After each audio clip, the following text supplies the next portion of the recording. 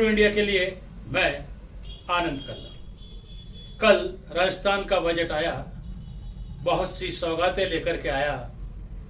पक्ष विपक्ष वाले अपनी अपनी बात करते रहते हैं। आम जनता क्या सोचती है, हमारे वकील क्या सोचते हैं, हमारे उद्योगपति और प्रॉपर्टी से जुड़े हुए ऐसे व्यवसायी क्या सोचते हैं, हमारे कर्मचारी क्या सोचते हैं, हमारे शिक्षाविद क्या सोचते हैं, हमारे चिकित्सक क्या सोचते हैं, हम उनकी जवानी आप तक पहुंचाएंगे ये बजट।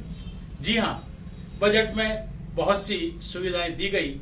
जहां एक आम उपभोक्ता के लिए बिजली के बिल में 100 यूनिट तक की बात की गई, किसानों के लिए 2000 यूनिट बिजली फ्री देने की बात की गई, लेकिन इसका असर आम जन पर क्या पड़ेगा, आम लोगों की नजर में यह बजट कैसा है, हम जानना चाहेंगे अपने इस ट्रू इंडिया के माध्यम से। बजट में हम सबसे पहले बात करते हैं गुरु गोविंद जी कल्ला से, जो राष्ट्रपति पुरस्कार प्राप्त शिक्षक हैं, अर्थशास्त्री है। हम कई क्षेत्रों में उनकी बात कर चुके हैं, चाहे संगीत का हो, चाहे चित्रकला का क्षेत्र हो, चाहे पत्रकारिता का क्षेत्र हो, हर क्षेत्र में आप अपनी विशेष पहचान रखते हैं। बजट के बारे में आप क्या सोचते हैं, बात करते हैं गुरु गोविंद जी कल्ला से। नमस्कार, मैं राजस्थान सरकार और राजस्थान के यशस्वी मुख्यमंत्री अशोक जी गहलोत का धन्यवाद करते हुए शुभकामनाएं देता हूं कि आपने जन कल्याणकारी बजट का निर्माण करके आम जनता को राहत पहुंचाई है। पिछले साल से लगभग 46 से 40 हजार करोड़ रुपए का अधिक बजट देना अपने आप में एक अद्वितीय बजट है, जो जनता को बहुत अच्छी राहत प्रदान करेगा। इसके साथ ये बजट 3,90,0856 करोड़ रुपए का बजट है। इससे जनता में जो बचत की योजनाएं दी गई है, उससे प्रोपेंसिटी टू परचेज पीपी, जिसको कहते हैं क्रय और विक्रय, तो विक्रय से क्रय क्षमता का बढ़ाव होगा, जिससे आम लोगों को राहत मिलेगी। एपी लर्नर ने ये कहा था फंक्शनल फाइनेंस, तो इस बजट में फंक्शनल फाइनेंस को बड़ा भारी महत्व दिया गया है, जिससे जितनी भी सुविधाएं मिल सकती है संभवतया, वो सभी संभवतया जो है सुविधाएं इस बजट में आम जनता को दी गई है। चिरंजीवी योजना में सबसे बड़ी बात के अपने यहाँ कहते हैं पहला सुख निरोगी काया, तो पहले सुख के प्रति ही अशोक जी ने ये बात कही कि 10 लाख से 25 लाख रुपए तक चिरंजीवी योजना में लोगों को सहायता दी जाएगी। ये अपने आप में बहुत बड़ी बात है। उसके बाद में जो महिलाओं के लिए गैस, ये बड़ी भारी प्रॉब्लम की बात होती है। इसमें मदद देकर के 500 रुपए में सिलेंडर देने की बात कही, जो अपने आप में अद्वितीय है। ये हौसला और हिम्मत की बात है कि इस प्रकार से जन कल्याणकारी कार्य अशोक जी को मैं धन्यवाद दूंगा, उनके सिवा ये संभव नहीं है। और बसों में यात्रा के लिए महिलाओं को 50% से ही उनको यात्रा करने का मौका दिया है। ये अपने आप में अद्वितीय है। फिर उसके बाद में जब ये महिलाओं का, माताओं का, बहनों का ये जब बात चलती है, तो हमारे यहाँ गौ माता का भी बड़ा भारी महत्व है राजस्थान में विशेष करके। तो अभी लंपी बीमारी आई थी, उसमें लगभग 76,000 गायें जो है वो चली गई। तो उन किसानों को जिनके पास पशु ये गाय थी, उनको अशोक जी ने 40,000 रुपये प्रति गाय का मुआवजा देने का जो फैसला लिया है, ये अपने आप में अद्वितीय फैसला कह सकता हूँ मैं कि भारत में पहली बार ऐसा हुआ है कि जिसमें लंपी से व्यक्तियों के लिए तो सभी करते हैं, पर प्राणी मात्र के लिए सर्वे भवन्तु सुखिना, प्राणी मात्र की रक्षा के लिए जो योजनाएं ये ले आए हैं वो अपने आप में बहुत अच्छी बात है। इसके लिए बहुत बहुत साधुवाद। शिक्षा की दृष्टि से जो महात्मा गांधी विद्यालय खोले जा रहे हैं उसके बारे में आप क्या कहेंगे? हाँ, जो है ये भारत सरकार की भी योजना थी और राजस्थान सरकार ने पहल की है कि जो है हम अपनी मातृभाषा में शिक्षा दें।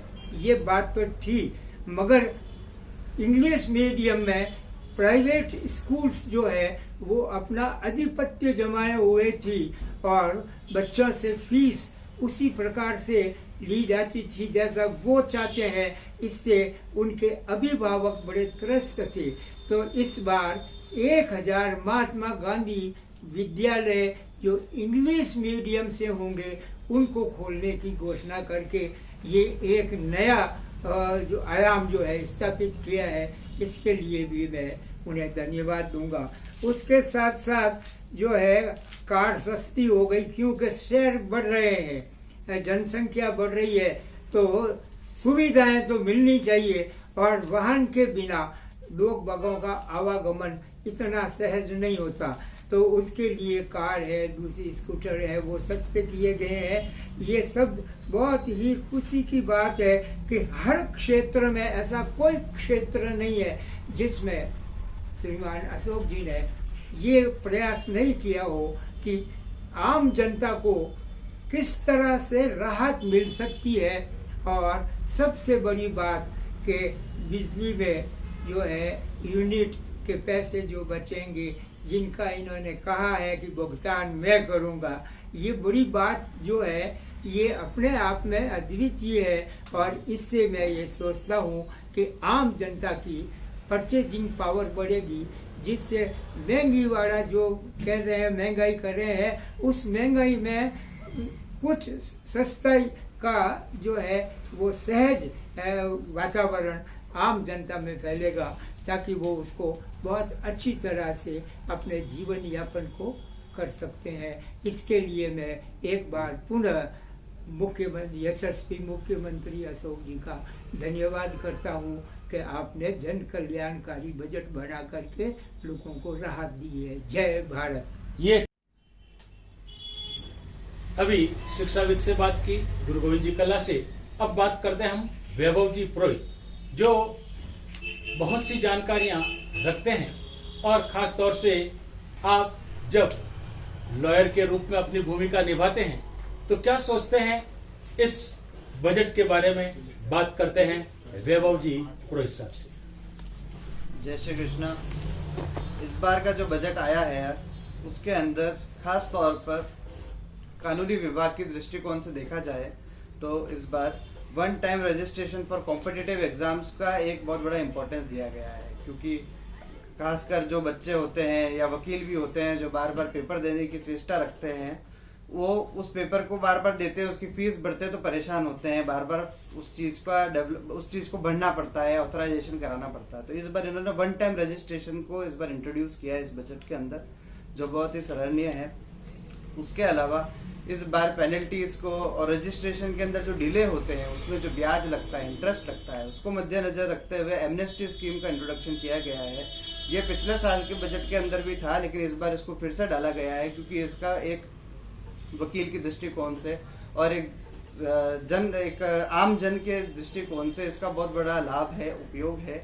इस वजह से हम चाहेंगे कि वकीलों के लिए भी इस बजट में कुछ खास कहा गया है, आप क्या कहेंगे उसके लिए? इस बार के बजट के अंदर वकीलों के दृष्टिकोण से वकीलों के लिए बार काउंसिल को 5 करोड़ तक की असिस्टेंस देने का एक आश्वासन दिया गया है बजट के अंदर, जो इस बार के बजट के अंदर काफी मददगार रहेगा वकीलों के लिए। उसके अलावा इस बार श्री अशोक जी गहलोत ने food safety and drug controller office हर जिले में खोलने का घोषणा करी है, जो कि हमारे को अडल्ट्रेटेड आइटम्स मिलते हैं, अडल्ट्रेटेड गुड्स मिलते हैं, उसको कंट्रोल करने के लिए, उसका सेफगार्ड करने के लिए बहुत जरूरी है और वो बहुत ही कारगर रहेंगे। आपसे हम जानना चाहेंगे आम जन की दृष्टि से यह बजट आपको कैसा लगता है? आम जन की दृष्टि से इस बजट के अंदर सभी चीज़ों पे इस सभी सेक्टर्स के अंदर इस बजट के ऊपर एम्फेसिस दिया गया है, एक इम्पोर्टेंस दिया गया है। भले वो किसानों के लिए हो, भले वो चिकित्सा के नज़रिए से हो, भले वो कानूनी नज़रिए से हो, भले वो विद्या के नज़र से हो, हर तरह से हर सेक्टर के ऊपर श्री अशोक जी गहलोत ने ध्यान दिया है। आम जनता को हर तरह की सब्सिडी का, हर तरह के इंसेंटिव्स का लाभ देने का प्रयास किया गया है और खासकर इस बार स्टूडेंट्स के का भी मद्देनजर रखते हुए उन पे एम्फेसिस दिया गया है, जो भी बहुत सराहनीय है।